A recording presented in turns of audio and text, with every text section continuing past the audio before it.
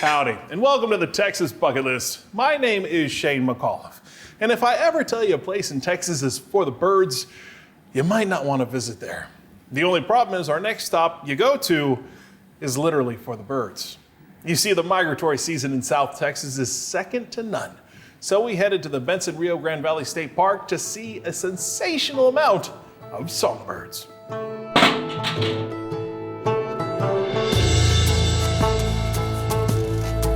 We're always fond of flying the coop on the Texas Bucket List. And when you're in South Texas at one of the top birding centers in the whole world, you find out that birds of a feather really do flock together. Bird watchers are they're an interesting lot, and they chase those birds wherever they can, and this is one of the places where you can see stuff nobody else has. Roy Rodriguez didn't grow up too far from here, considering he's from far. But what makes this neck of the woods so far from what the rest of our state is like, besides the fact that it's far, is its unique ecosystem. We are on the 100th meridian, putting us right down the middle of the country. We have the Gulf of Mexico pretty close. We have the desert pretty close. Mountains were pretty close. And so are the tropics. So we're basically at the biological crossroads of North America down here with two migratory flyways.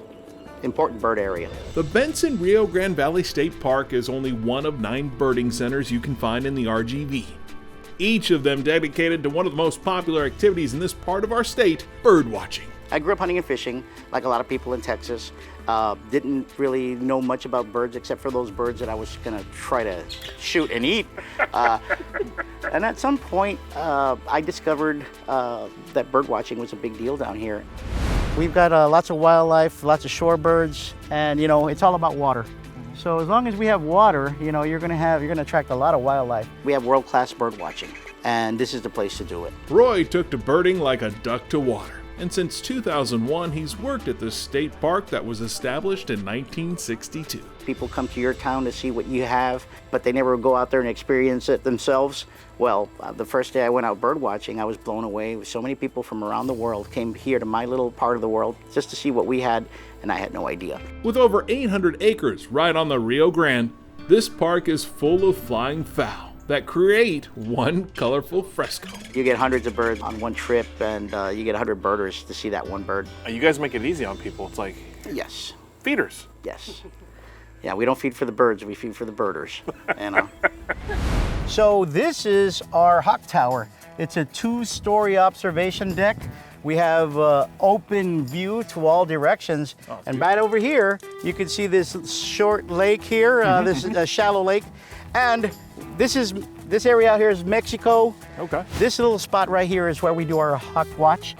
We have volunteers that count 4 months out of the year, counting all migrating raptors that they can identify as they head south and when they return in the spring. They like to see it unimpeded in the wild. We're not looking at, zoo birds. We're not looking at cage birds. We're looking at, birds that are free and in the wild. And that's part of the challenge, the hunt.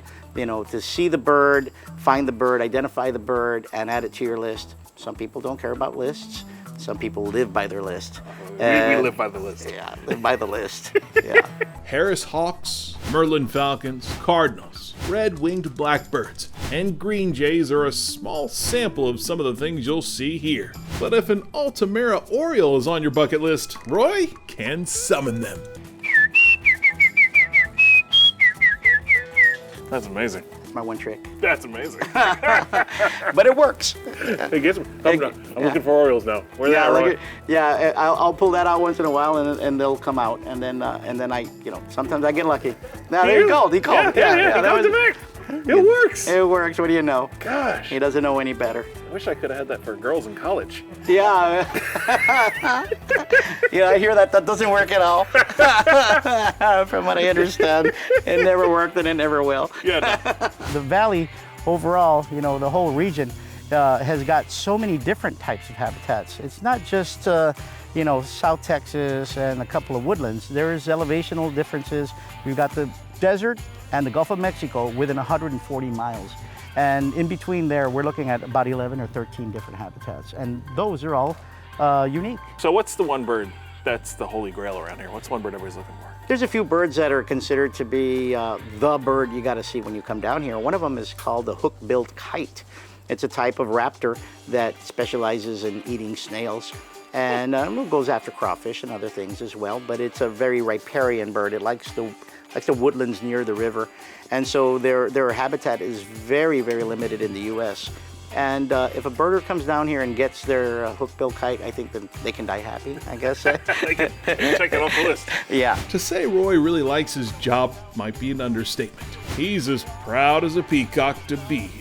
The connection to this park is deeper than just the job. Like I said, I was meant to be. We are the stewards of the planet, and the more we know and the more we connect, the more we appreciate. And the more we appreciate, the more we value that stuff, the more likely it'll still be here for our kids when they grow up.